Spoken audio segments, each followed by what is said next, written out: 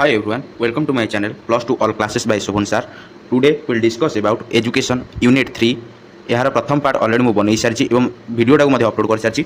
आज आम डिस्कसन करवा एजुकेशन पार्ट 2 एमसीक्यू प्रथम पार्ट में मुझे 1 नंबर ठू आरंभ करके 27 नंबर जाए डिस्कसन करी। आज 28 नंबर ठू आलोचना करवा 53 नंबर जाए आम MCQ. Let's start the video.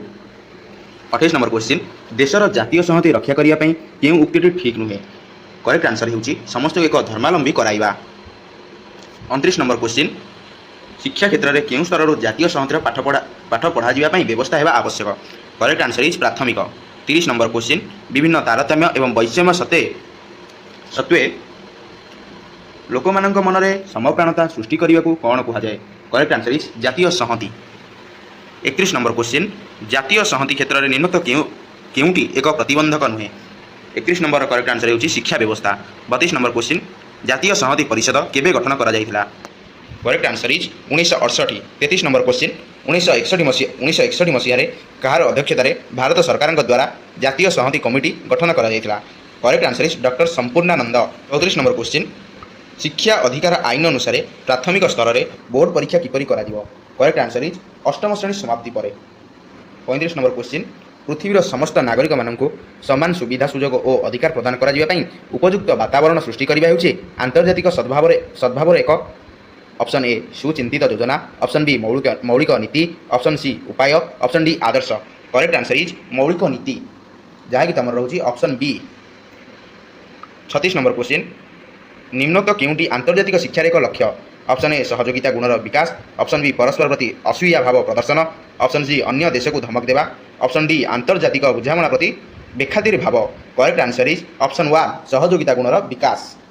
मुझे एथर ऑप्शन पढ़ी क्वेश्चन आउ आंसर कहीदेवी, तुम ऑप्शन मध्य करेक्ट आंसर को चॉइस कर निजे बारंबार वीडियो को देखी रिविजन कर। 37 नंबर क्वेश्चन, आंतर्जातिक सद्भाव कहले आम कौन बुझू? करेक्ट आंसर इज ऑप्शन 4 बा ऑप्शन डी निजक समग्र विश्वर नागरिक बोली भाविबा। 37 नंबर क्वेश्चन, आंतर्जातिक सद्भावना प्रतिष्ठा निमित्त निम्नोक्त क्योंटी विद्यालय गोटे शैक्षिक कार्यक्रम? Correct answer is option A जातिसंघ प्रतिष्ठा दिवस पालन। 39 नंबर क्वेश्चन, आंतर्जातिक सद्भावना प्रतिष्ठा विभिन्न देश मानकर शिक्षानुष्ठान गुड़िकर छात्र और अध्यापकों बहुसंख्यार विनिमय हेबा दरकार बोली किए मतदान करथिले? Correct answer is UNESCO, UNESCO UNESCO. जोड़ा तुम रही ऑप्शन डबल आई बा ऑप्शन बी। 40 नंबर क्वेश्चन, आंतर्जातिक बुझामणा एक भावना बा धारणा जहाद्वारा व्यक्ति निजक निज राष्ट्र सदस्य न भावी निजक विश्वर जने सदस्य बोली भावी थाए। ए उक्ति कहार? करेक्ट आंसर होउछि तुमरा ऑप्शन 1 बा ऑप्शन ए ओलिवर गोल्डस्मिथ। आंतर्जातिक बुझामणार गोटी आवश्यकता हेउछि डैश।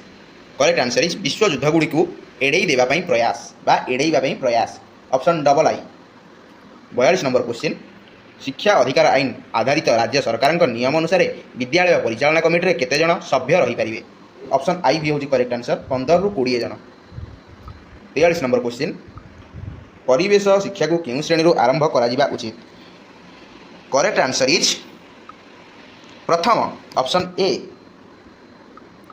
44 नंबर क्वेश्चन, केउं मसीह आंतर्जातिक परिवेश सम्मेलन अनुष्ठित होता? Correct answer is 1972। वन महोत्सव कारण कौन? ऑप्शन ए बनभोजी, अरे बनभोजी गोटे ऑप्शन, बनभोजी वन महोत्सव कारण। ऑप्शन डबल आई बन को बुलीजा, ऑप्शन ट्रिपल आई वृक्षरोपण करवा, ऑप्शन आई भी वृक्ष काटिबा। करेक्ट आंसर इज वृक्षरोपण करवा। 46 नंबर क्वेश्चन, परिवेश प्रदूषण रोकने क्यों पदक्षेपटी जरूरी? करेक्ट आंसर इज उपरोक्त समस्त कार्यक्रमटी। ऑप्शन ए रोज पॉलिथिन व्यवहार कमाइबा, एटा पोड़ू चाष को रोकवा, एटा भी वृक्षरोपण को प्रोत्साहन करवा, एटा भी करेक्ट आंसर इज उपरोक्त समस्त कार्यक्रम। 47 नंबर क्वेश्चन, शिक्षा 1986 मसीहा कहीं गुरुत्वपूर्ण? करेक्ट आंसर इज जातीय शिक्षा नीति। एबे जीवा तुम 48 नंबर क्वेश्चन को, परिवेश शिक्षा निम्नलिखित क्यों विषय को अंतर्भुक्त करा जाय नहीं? करेक्ट आंसर इज एड्स और HIV। अरे एड्स और HIV गोटे भाइरस, ताकू कहीं परिवेश शिक्षा अंतर्भुक्त करा विज्ञान शिक्षा अंतर्भुक्त करा। 49 नंबर क्वेश्चन, क्यों परिवेश शिक्षार लक्ष्य नुहे? Correct answer is option double I शिल्पायन को संपूर्ण बंद करिया। 50 नंबर क्वेश्चन, क्योंटी परिवेश प्रदूषित होबार मुख्य कारण नुहे? करेक्ट आंसर इज निशाद्रव्य सेवन।